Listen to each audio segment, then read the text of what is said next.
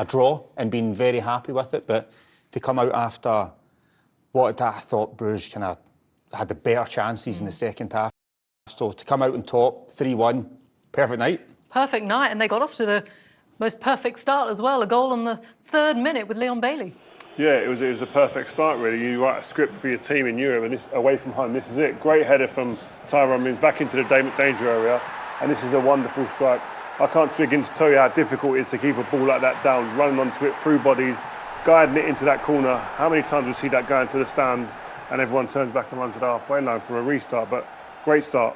Yeah, and then 9 minutes later, we saw basically why Bruges are a side that are very dangerous in Europe.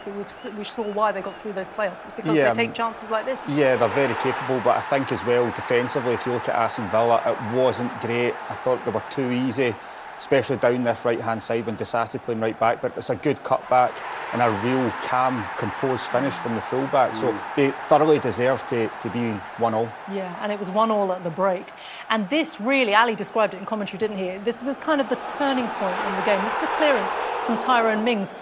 Redemption, you have to say, for what happened in the opening redemption, game on match day 4. This is the game changer. The game kind of, it falls on that moment. The momentum just it switched. The momentum switched. They're thinking, oh, how many chances are we going to get? We can't put the ball in the back of the net, and then they get sucker punched. But Tyrone Mings, I was pleased that it was him actually who was involved in that moment. And then this is well, they did get the ball in the back of the net, but it was the wrong end. Yeah, and this is about crossing the ball early. Ali said it in comms. Cross the ball early, make defenders face their own goal.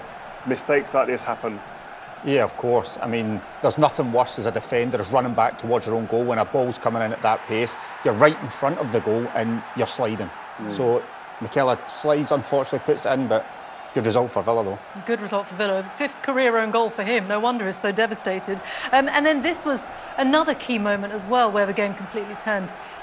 Matty Cash, quite cute here, did the right thing. I think it's great that he's actually in that position. The ball comes from the left side, your right back is in the opponent's box, 18-yard box as well. If he doesn't have the energy to get there, that doesn't happen.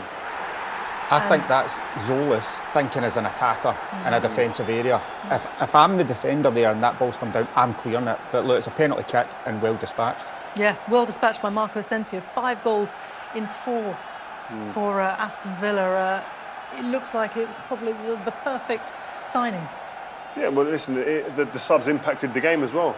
Matty Cash comes on, gets the penalty, he dispatches. I mean, that's what the squads are about. It's about utilising the players in your squad to get the benefits and to capitalise. And they've done that today. And I thought, listen, what you've got to do in these games when you're away from home in Europe sometimes is you've got to hang in there sometimes. I said before the game, there's going to be moments in these games away from home, no matter where you go in Europe, whatever the level you're against, it's that good that you're going to have to accept being on the back foot and rolling with the punches.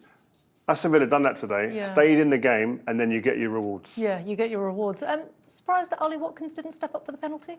Yeah, but Asensio, when we look at his kind of what he's won and what he's done in his career already, coming in, big, huge moment, can pretty much put the tie out of reach and cool, calm, collected. I thought it was a great finish. So, as a striker, I would want to take it, and I don't really get why he didn't, but Asensio knows how to get it done. I think he missed his last penalty. I think that's probably one of the reasons. And listen, these managers nowadays, they're meticulous and if you miss a penalty, right, who's next? It's probably working like that. Whereas back when we were playing, if Ruud van Nistelrooy wants a penalty, somebody pulls rank, he just says, I'm taking it. You know what I mean? Yeah. So it's just generations different. Exactly. Well, look, they've got this lead to take to Villa Park.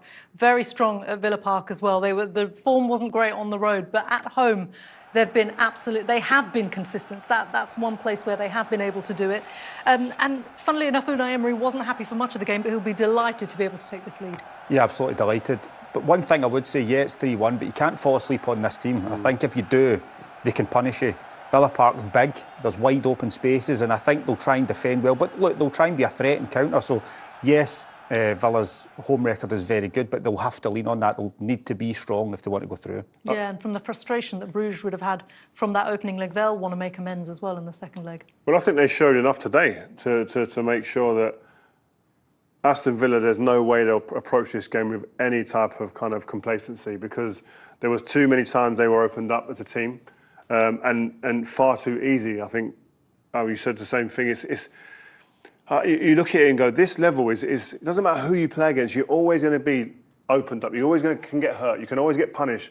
Any lack lapses in concentration, you'll get that. And I think video analysis, Unai Emery's experience won't allow for that. Yeah.